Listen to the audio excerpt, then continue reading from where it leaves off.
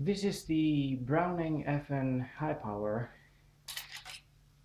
Silverchrome, as this exact version is often also called.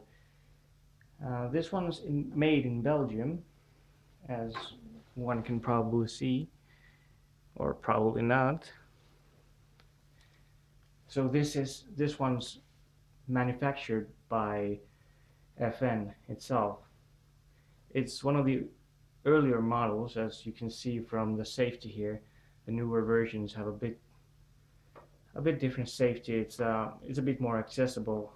Also, there are some ambidextrous versions where the safety is also on the other side. So this weapon is in a default condition pretty much.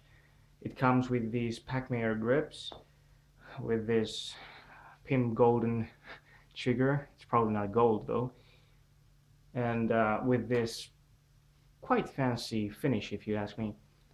This is probably easily my favorite 9mm semi-automatic pistol, and I think that Mr. Browning did a great job of taking the good things out of the 1911 and putting them into a 9mm pistol. The name high power is said to come from the fact that it features a staggered magazine, a double. So so the rounds. It was one of the first pistols that had the rounds in two rows instead of the typical one that you're probably used to from 1911 magazines. For at least for me, the pistol sits greatly in hand. The the angle of the grip is very similar to that of the 1911. I have a Norinco 1911 here, so it's a very similar kind of a grip.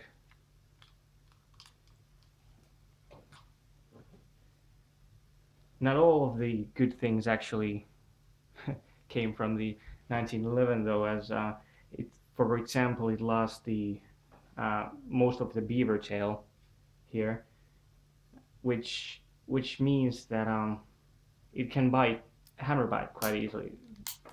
The hammer comes pretty far back and it's pretty long, so you know your usual firing stance, it can often bite you here in the hand, and it's pretty easy to fix. You can either bop the hammer, make it shorter, or perhaps buy an aftermarket hammer so that it's a bit shorter and won't bite you in the hand.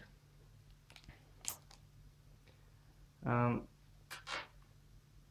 as for the safety, is also a bit of a downgrade if you ask me from the 1911. It's pretty small. You can pretty easily handle it, but it's not the best of all safety options.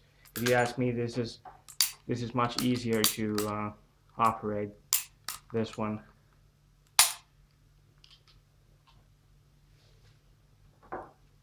So the default magazines hold, at least at the very start, held 13 rounds plus one in the chamber.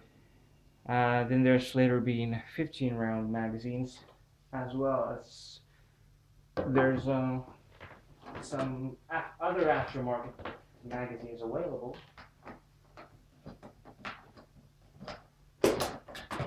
such as the 20 round magazines. It'll naturally come out of the weapon like this, but it depends what you do with it. For example, I used to do competitive practical shooting, not much anymore in the recent years, but I used to. And in what I used to compete, it didn't matter even if you had an oversized magazine, as there were often forced magazine switches, but there were stages where you needed to have, say, exactly 15, 16, 17 rounds.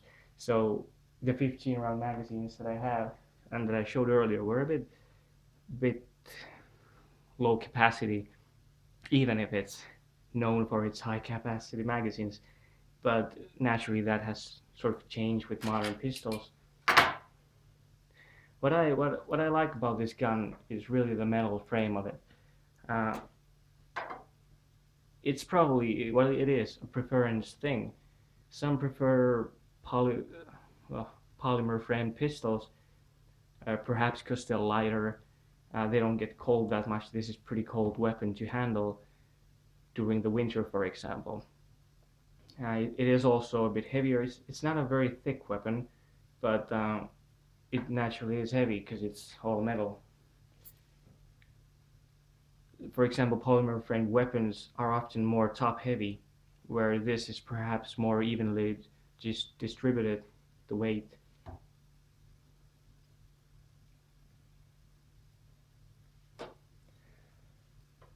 One of the things I've done with all high powers I've actively been shooting is that I've removed the magazine safety. This is a feature that a handful of weapons out there actually have, and I'm not sure why on earth was it even implemented into high powers. See, the 1911s had the grip safety here, which made it impossible to fire the weapon if this part here wasn't held down. And I think that that was a pretty good system because it came naturally, and as far as I know, it doesn't overly much interfere with the trigger pull. However, the magazine safety on these uh, greatly it has a big effect on how the trigger pull feels. It becomes a lot heavier, and I I never really liked that. And what it basically does is that when you have a magazine in and etc., you can just fire the weapon when it's naturally it's cocked. So the weapon will fire. But if you had no magazine in the weapon would refuse to fire. You could not pull the trigger. That's why it's called a magazine safety. Especially in the competitions I used to do, it was pretty inconvenient when at the end of the stage you're asked to clear the weapon. Well, first you're asked to take out the magazine, then clear the weapon, and then shoot a dry then dry fire the weapon towards the target. So you couldn't do that without having the magazine in. Naturally, there were ways to overcome that. You could insert a empty magazine after clearing the weapon and then fire. But I always prefer to just remove the magazine safety. And it's fairly easy to remove. You can see there's this pin on the trigger, and you could use something to get the pin out of there, and basically the magazine safety would come off, after which you could just simply reinsert the pin. There are a few different high power models where that pin is actually in a different place. For example, we have this target model which has a inch longer barrel. It's sort of meant for, I guess, some kind of longer range accuracy shooting, although I don't really see it as a very capable weapon for that either. But the pin in that one is somewhere around here. It's on the frame, not on the trigger. It's pretty easy to remove, but I guess be advised that it might or might not be illegal in some countries, perhaps some states. Here in Finland, it's not illegal or anything to remove, but you might want to find out whether it is for you before you take anything out of the weapon, except for the magazine.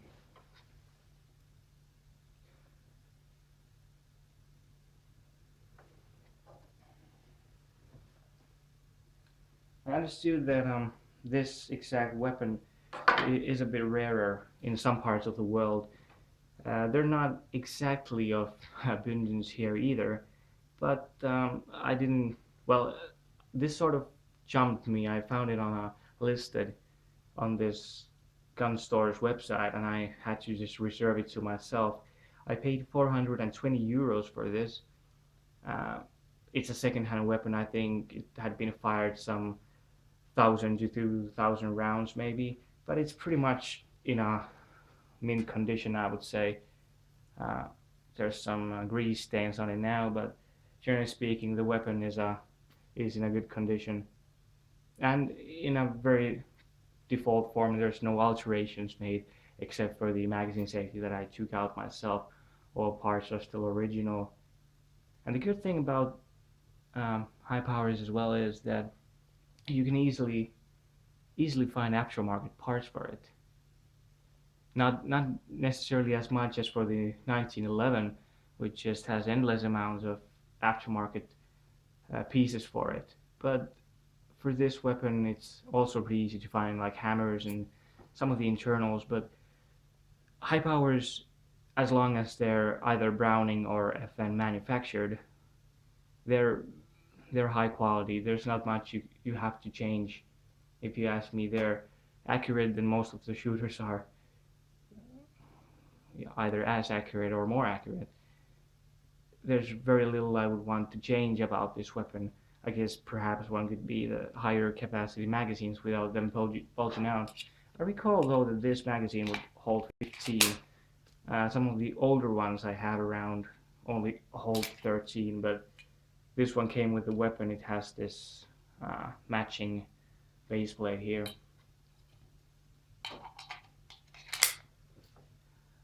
At the same time, I figured I could show how to disassemble this weapon field strip. It's a fairly simple task. I've also done it before on YouTube here on this channel, but it was the target model, but it's mostly the same. So naturally you make sure that the gun is safe, take out magazine, you clear the weapon, you can dry fire or you cannot dry fire. Then the next part is that you take the slide back. How to do this without blocking the camera. You pull the slide back and you can see it now. Maybe I'll just do it like this. And there's this notch on the slide. There's two of these notches on the slide. The other one is for normal safety when carried cocked and locked. And then there's another one further down the slide. That's where you use the safety to lock the slide back. Notice that it is not the slide lock here that you use to lock it back. It is the safety. This confused some people in the earlier video. After which, the other side of the slide lock can be found here. It's this black pin here.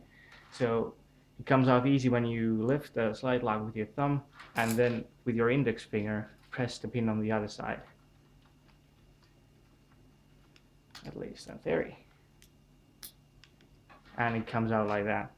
You can just pull it out and it comes off.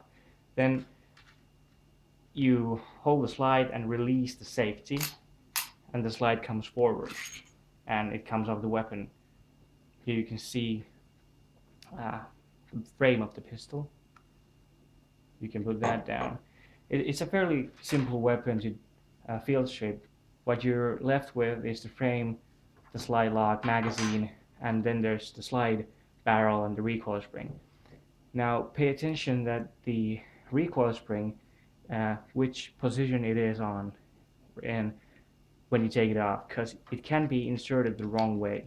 You simply just push it back and it comes off fairly easy. Now my rule of thumb sort of is that you can see that it's not sort of symmetrical.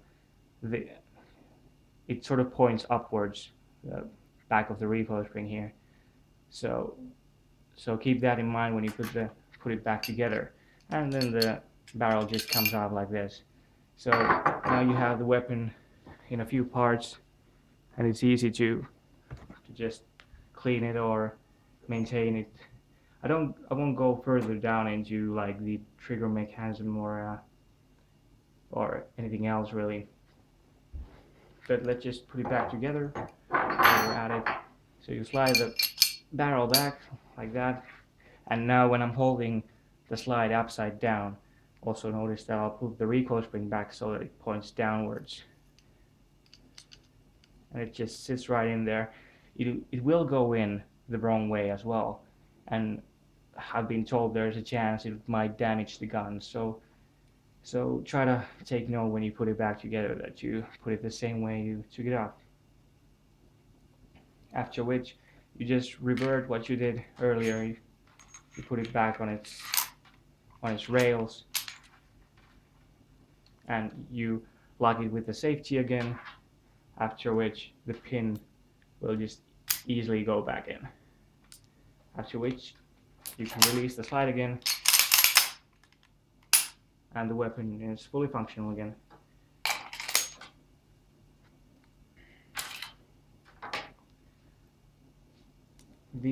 I feel that the weapon is, generally speaking, very nice to shoot. I have a video on the channel where I also shoot it. I'm not going to shoot it right now. The trigger pull, at least with the magazine safety removed, is fairly crisp. I can't really give any number how much power it needs before it fires, but it's not really different from from most pistols, I guess. It is very crisp, I feel. It might take a bit more power than some, but it will also fire in a very crisp manner, so there's no chewing gum effect going on with the trigger. The sights on this exact thing are pretty good, I feel. They're two color, which I guess makes it easy to line up the sights. You can't see much there, but it's the basic system. What it does lack is that it does not have any dots here on the rear sight, which I guess you could easily uh, get some aftermarket sights for this thing. It's a pretty basic. I recall it's called dovetail, maybe. What it's used to attach it with. The feel of the HiPowers, I feel, is very similar to that of the 1911s. As I already mentioned, the grip angle is pretty much the same, and I guess it's easy to say that it was mostly the same guy who designed this weapon, or both of the weapons. This isn't really any masterpiece of craftsmanship here. This, as I mentioned, this is a 1911. It is mostly identical to a real 1911, so I'd say, but it's of Chinese make. These aren't bad weapons per se, but the fittings and tolerance are a bit off. This has the previous owner put on some aftermarket side on this. It doesn't even stick there. I should fix that one day. But I feel that if you like shooting with a 1911, you'll also like shooting with the HiPower, because the feel is quite identical. It is not a direct upgrade from the 1911 either, because like I said, it'll hammer bite quite a many shooters, and the magazine safety will probably bug more people than it will actually help. But when you think of a good 1911 in 9mm, this is probably what comes closest to it, I feel, and it shares many of the same good qualities that made the 1911 so popular, but just in a 9mm package. This is, well, I still haven't gotten around to bobbing this hammer here, so I usually wear a bit thicker gloves when shooting it to avoid getting bitten.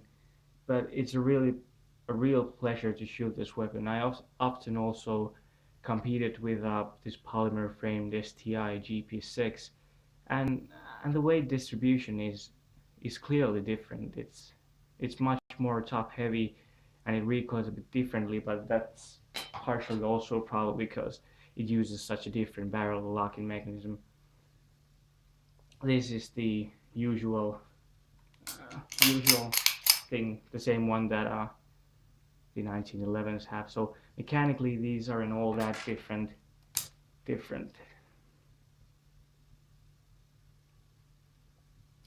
Also, I feel that the grips aren't bad. I guess that I found them on the target model. It has the same Pac-Man grips. I feel that they're better when shooting with one hand, but I feel that it might be a bit on the way, if anything, when shooting with two hands. That's an easy thing to switch. As said, there's plenty of aftermarket options, and this is definitely a beautiful weapon to also sort of show off at these Pac-Man grips. For example, they cover the front and the back of the grip, which is the same finish as on the rest of the weapon.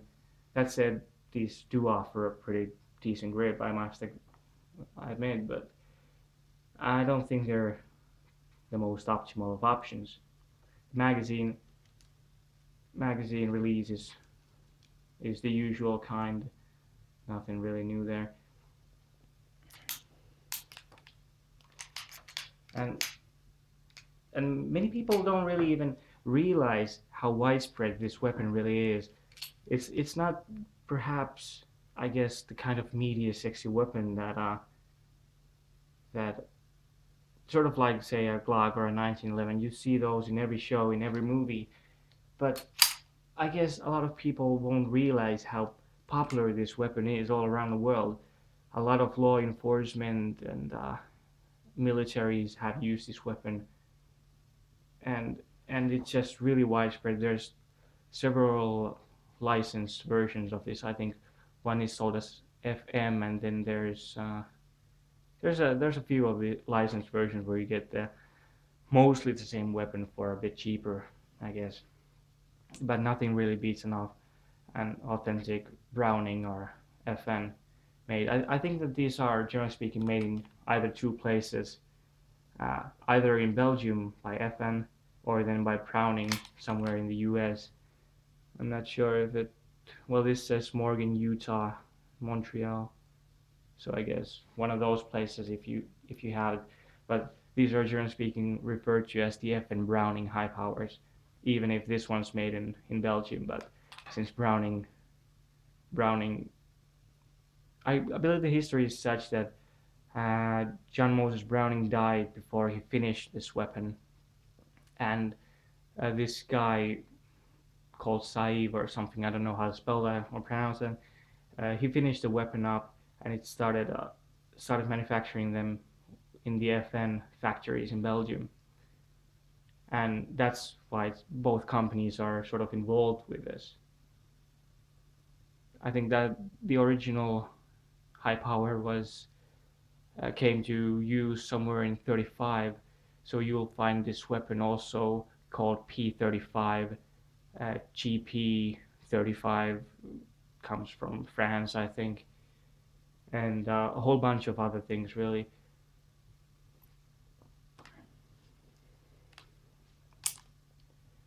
But it's definitely a fine weapon, and if you can find a good quality HiPower for a good price,